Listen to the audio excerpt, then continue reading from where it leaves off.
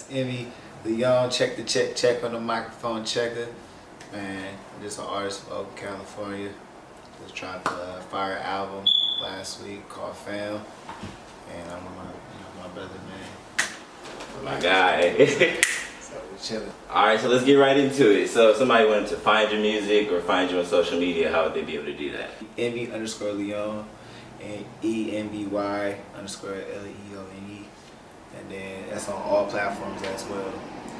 Alright, so I know you just dropped a project, your first album. So it's called Fam. Forget About Me. What made you come to that title? Well, at first when I was working on the album about 3 years ago, it was a different name. But when I came up with Fam, it wasn't even about like Forgot About Me. It was just about fam. Like I was about to be on like some fam shit, like on some family shit. And it also was like I was inspired by Damn's album. So it was like during that time. So and then like recently, like last year and a half, I came up with the concept of it, and it made the album like even more better. Just who do you want to shout out for helping you get to this point? Like, has anybody helped you get any shows? Have you done any performances? Have there people just been there pushing you forward? First thing I want to thank God. Shout out to God. None of this would be possible without him. Yeah, I have a couple people. Shout out to my brother Shiva. Shout out to my bro Cameron, aka Ivy James. Shout out to my bro Reese. Reese made it. Shout out to shit. What else? I got so many people, man. It's like Wu-Tang out here. But shout out to my parents for supporting me, my family, my loved ones and friends. Shout out to all the bad days and all the good days as well that came with it. So that's what made it, You know, definitely everything that happened in the past was made to build you. Bad days, good days. It builds an artist, it builds a person. So getting into the album creation process, what was it like creating your first album? What kind of mindset did you go into the studio with?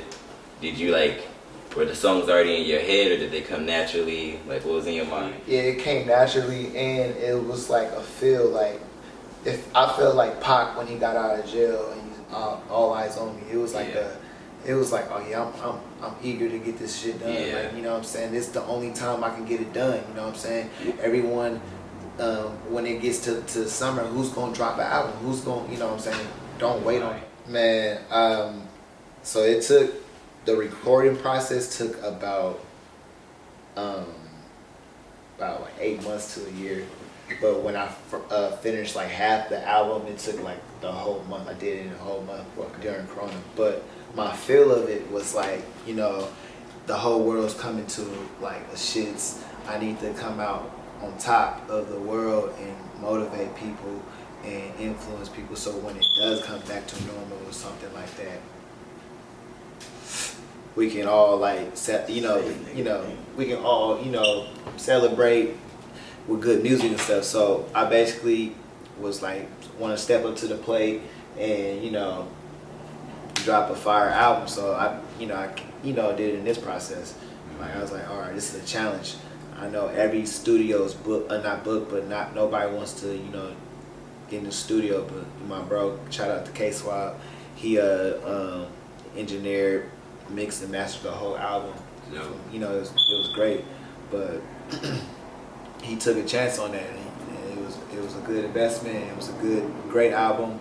Like I said, the documentary about to come out pretty soon too, and there's a lot to come with it. I noticed you said somebody mixed and mastered your whole album. What was the name one more time? K Swab. I know you had a couple different producers and features. We wanted to shout them out as well. Producers on here is my bros. Shout out to Ivy James, like I said.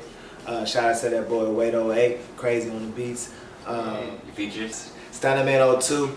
Shout out to Chauncey Jones. That's the only features I had on the album. Okay. Oh, shout out to Reese made it as well.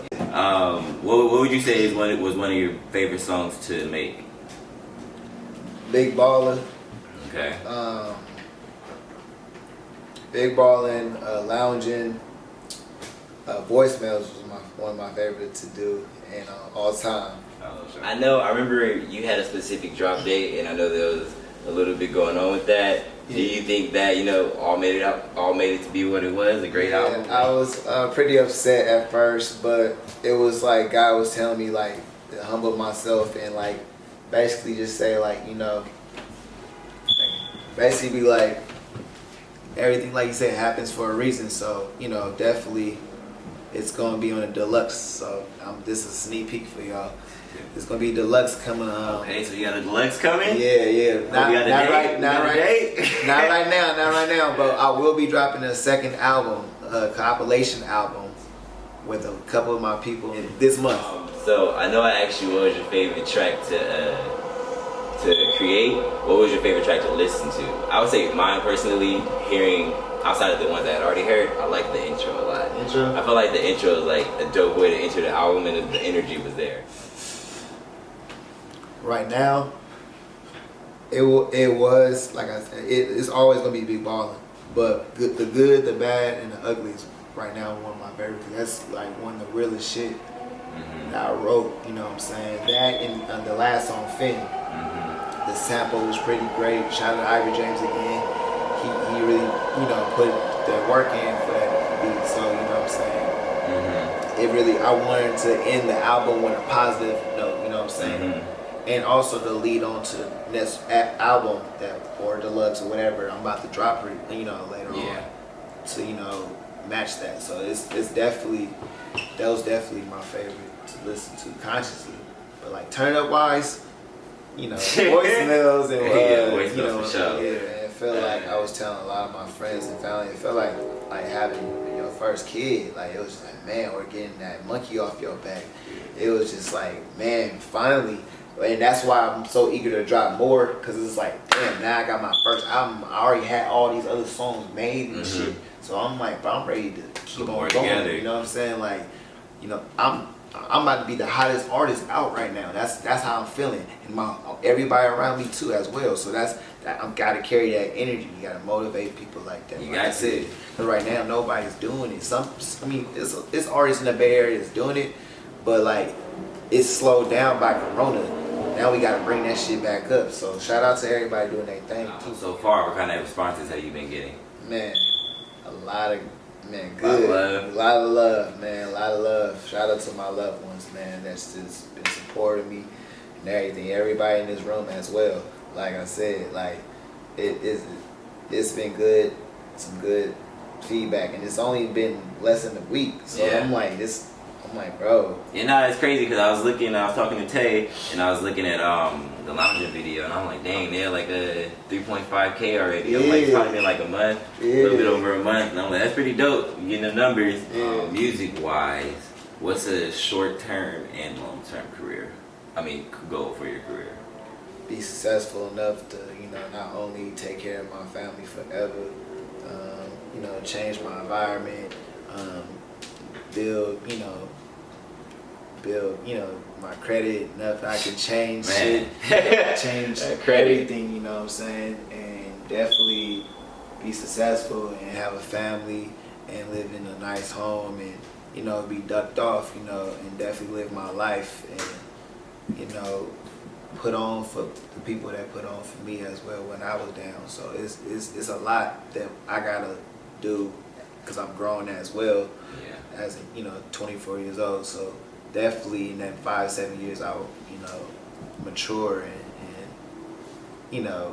I know that I'll be self-improvement. Self-improvement, come closer to self. Is there anybody else in the Bay Area you would like to get a feature from, or probably get a feature on their song? Or just anybody in general, like feature-wise?